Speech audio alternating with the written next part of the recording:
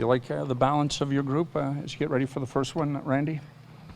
Well, again, you know, we made statements that there was going to be opportunities afforded to people who came in and earned them, and we feel that some people have stepped to the front of the line and showed us that they're worthy of at least starting with our hockey club.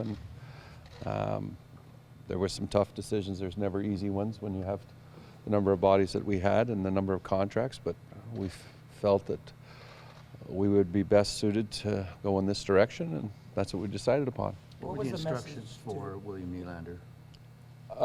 When I talked to him, as he was just leaving about 10 minutes ago, is just to focus on getting stronger. You know, do a little bit of inventory on what you were able to accomplish here. He showed that he has the skill set to play at the NHL pace and exhibition. He's got to get stronger. He's got to find a way to score on his opportunities, you know, because he had 3 or 4 breakaways, and just to basically stay the course, not to, you know, go back there and think that it's going to be easy, that it's going to be a tough league, and he's going to be expected to develop at a higher level. And we think that that's best for him in this stage in his career. And again, you always caution yourself with young players. You want to make sure that you're making the decision that's best suited for their long-term growth. What was the message to Colton Orr and Fraser McLaren as they? I didn't see Fraser. I talked to Orzi, and the message is you're not here today. You know, who knows what the next 24 hours brings, but you're still part of our organization if there's not a claim put in, and they're just not here through these next couple of days. The decision to send those guys down, is that a philosophical change on your part, or is that just the reality of the NHL now? I don't think it's a philosophical change. I think, again, we believe that we have to be team tough.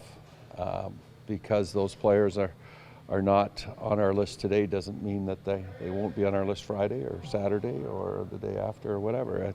The next 24 hours will play out, and if they're claimed, and they could be part of somebody else's organization, and that's the cruel part of this business, that friendships are severed for a day, and they might be on somebody else's list tomorrow, and that's the business side of it. It's awful, but that's what we all deal with. What's your definition of team tough? Well, I think you got to take a check to make a play. You got to block a shot. You got to defend a teammate if you feel he's been taken advantage of.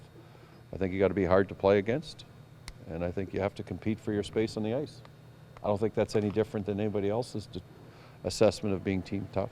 Randy, what do you see as the biggest difference between this team now that you have your final roster in place at least day one compared to last year? I don't know.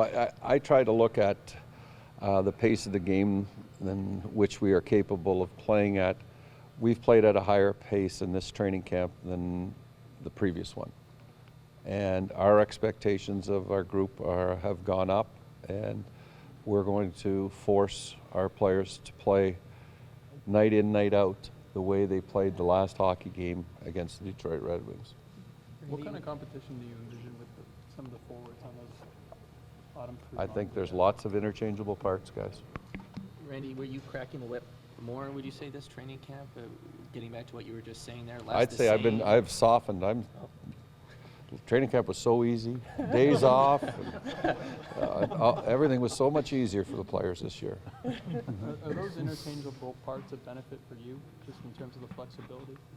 I think, again, you have options, and when you have options, we like to create the competition for the positions, and we've said that right from the first day of training camp.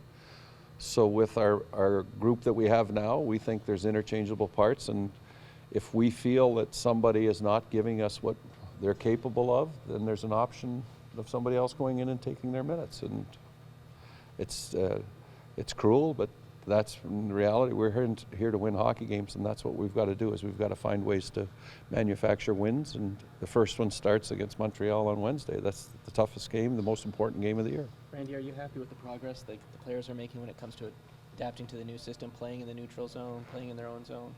Are you seeing good things? Well, practice is one thing and training camp's another, and then the real season starts Wednesday, so I'll temper my enthusiasm until we've got some games underneath us.